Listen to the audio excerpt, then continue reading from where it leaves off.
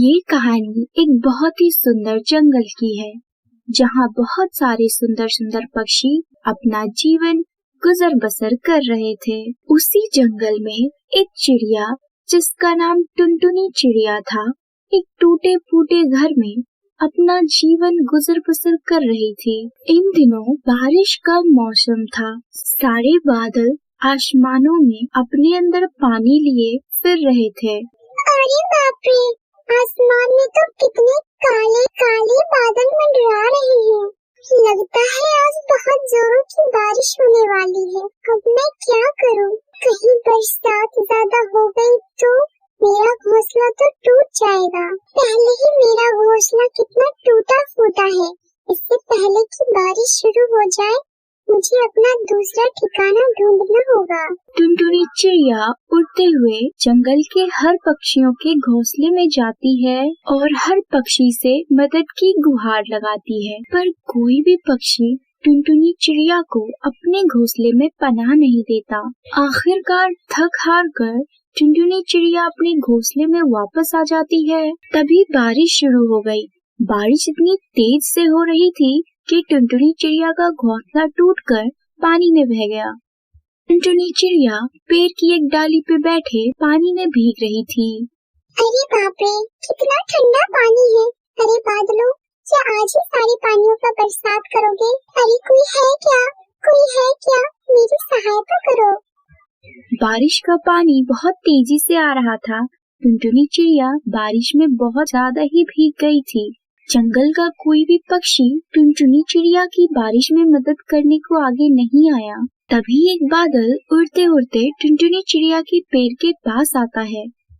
टुनटुनी चिड़िया जब उस बादल को देखती है तब कहती है, अरे बाप रे, ये बादल तो मेरे पास ही आ गया।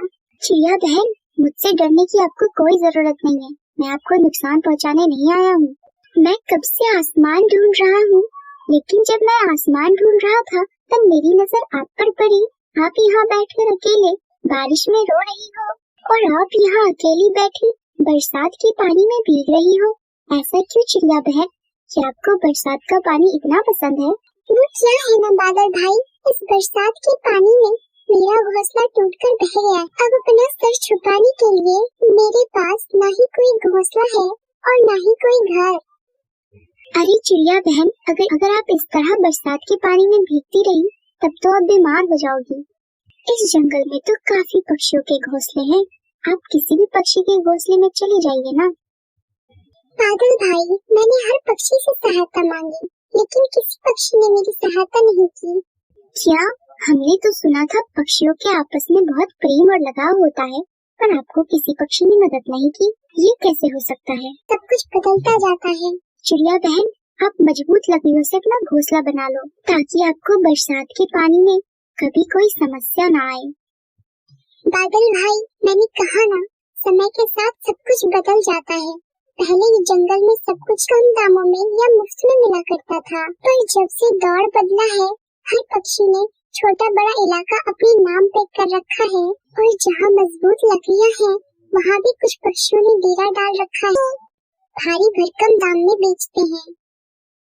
क्या जंगल में इतने बदलाव हो गए हैं? तो अब आप क्या करोगी चिड़िया बहन? आपका घोंसला बनाना तो बहुत मुश्किल है। बादल भाई, शायद यही मेरी किस्मत में लिखा होगा। बचपन से आज तक मुझे कभी कोई सहारा नहीं मिला, न ही किसी ने हाथ थामा। अब तो ऐसी समस्या से निपटने की आदत सी हो गई है। चिड़िया बहन, आपको इस तरह तकलीफ में देख के मुझे बहुत तकलीफ हो रहा है। आप एक काम करिए, मेरे ऊपर ही आप एक छोटा सा अपना घोंसला बना लीजिए। ये कैसे संभव है बादल भाई? हाँ चिड़िया बहन, ये बिल्कुल संभव है। आपके लिए मैं लकड़ियाँ इकट्ठा करता हूँ, फिर आप मेरे ऊपर अपना एक घोंसला बना लीजिए। ऐसा करने से न आपको कोई बरसात से तकलीफ होगी, न ही आपको कोई गर्मी लगेगी। आपका जीवन एकदम अच्छे से बीतेगा और इसी बहाने मुझे भी आपका साथ मिल जाएगा। हम दोनों मिलकर खूब मस्ती करेंगे, खूब बातें करेंगे और एक दूसरे के सुख दुख के साथी बनेंगे। ये बात सुनकर टुनटुनी चिड़िया के मन में उमंग जाग जाती है और वो उसी बरसात में धीरे धीरे एक एक लकड़ियाँ बादल के ऊपर रखकर अपना घर बनाने लगती है। जैसे तैसे टुनटुनी चिड़िया अपना घर उस बादल पर बना लेती है और उसी में रहने लगती है। बादल टुनटुनी चिड़िया को लेकर आसमान में उड़ने लगता है। चिड़िया बहन, कैसा लग रहा है आपको बादलों के घर में? बादल भाई, सच कहूँ तो बहुत मजा आ रहा है। आपका बहुत बहुत धन्यवाद बादल भाई, जो आपने मेरे लिए इतना सब कुछ किया। सुंदरवन के जंगल में टुनटुनी चिड़िया अपनी बेटी लूसी के साथ रहती थी। उसके पति की मौत 2 साल पहले बस एक्सीडेंट में हो गई थी। टुनटुनी चिड़िया बहुत गरीब थी। अपने पति की मौत के बाद घर चलाने के लिए मजदूरी करने लगी। एक दिन टुनटुनी चिड़िया अपनी बेटी से कहती है, बेटी, बहुत दिनों से देख रही हूँ तुम स्कूल नहीं जा रही हो, क्या बात है? माँ, मेरी फीस तुमने स्कूल में जमा नहीं किया था, इसलिए टीचर ने मेरा नाम स्कूल से काट कर हटा दिया है। तूने मुझे पहले कहा क्यों नहीं लूसी? मैं आज ही सेठ से जाकर कुछ रुपए उधार मांग कर लाती हूँ। कल से स्कूल चलकर तेरी सारी फीस जमा कर दूंगी। टुनटुनी चिड़िया पैसा मांगने के लिए सेठ के घर की तरफ जा रही होती है। तभी उसे रास्ते में कालू कौवा मिलता है। क्यों रे टुनटुनी, कहाँ जा रही है? कितनी बार तुझसे कहा है तू मुझसे शादी कर ले, लेकिन तू कहाँ मानती है। तू जानती है ना मैं तुझसे कितना प्यार करता हूँ, पर तू मेरा प्यार ठुकरा कर बंटी से शादी कर ली। अब तो वो भी नहीं रहा, अब भी समय है, तू मुझसे शादी कर ले। मैं तुझे रानी बनाकर रखूंगा, रानी। मेरा इतना बड़ा घर है, बस घरवाली की कमी है। हाँ, ये क्या बदतमीजी है कालू, तू हर बार मेरा रास्ता क्यों रोक लेता है? टुनटुनी रानी, तुम क्यों इतना भड़क रही हो? गुस्से में तुम्हारा चेहरा बहुत प्यारा लग रहा है। तुझे शायरी बोलना बहुत आ रहा है। अगर तू अभी मेरे सामने से नहीं हटा तो मैं तेरा ऐसा हाल करूंगी, तू अपना शक्ल आईने में नहीं पहचानेगा। मौसी, ओ मौसी, जरा इधर तो आना। देखो ये कालू मेरे साथ छेड़खानी कर रहा है।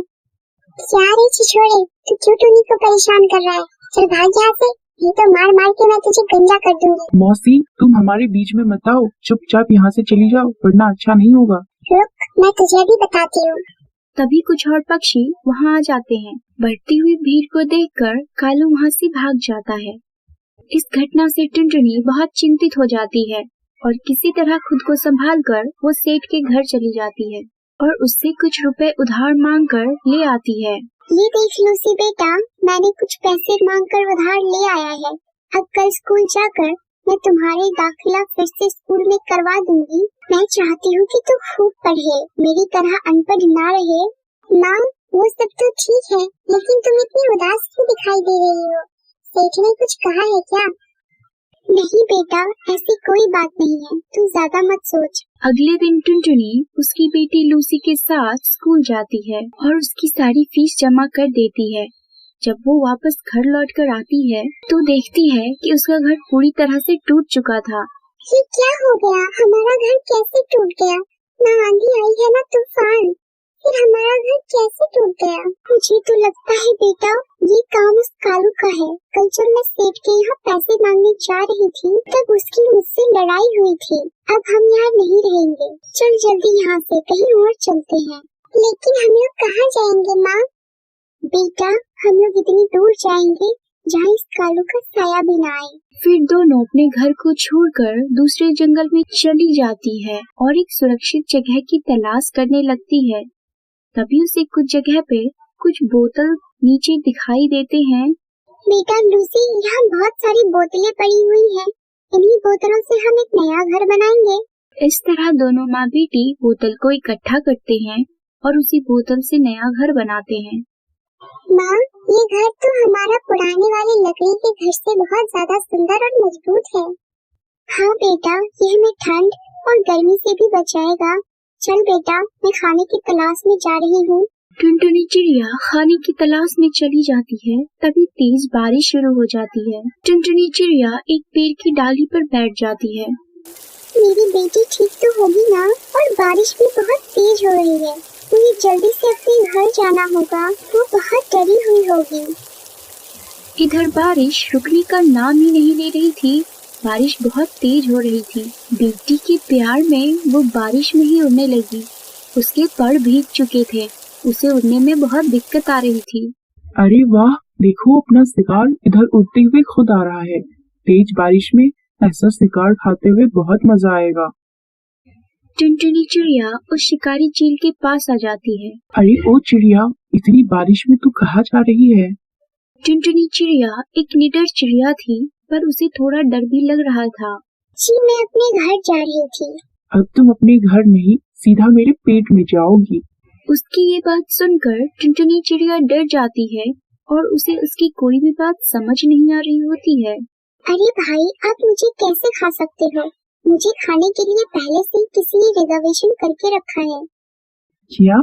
कौन है वो दुष्ट जो हमारा शिकार पहले ही खाने का बुकिंग कर रखा है? वो कोई और नहीं, कालू कौवा है। उसकी इतनी हिम्मत, वो मुझसे टकराएगा? चलो तुम उससे लड़कर देख लो, अगर तुम उससे जीत गए तो मुझे खा लेना। टुनटुनी चिड़िया निकल पड़ी कालू की तलाश में, जिसने उसका घर तोड़ा था, और उसके पीछे वो शिकारी चील। तभी उसे एक पेड़ पर कालू कौवा दिखाई देता है। देखो, वो रहा कालू कौवा। इतना सुनते ही शिकारी पक्षी कालू कौवा पे टूट पड़ता है। मौका देखते ही टुनटुनी चिड़िया वहाँ से भाग जाती है और अपने प्लास्टिक बोतल सुंदर से घर में खुशी खुशी रहने लगती है।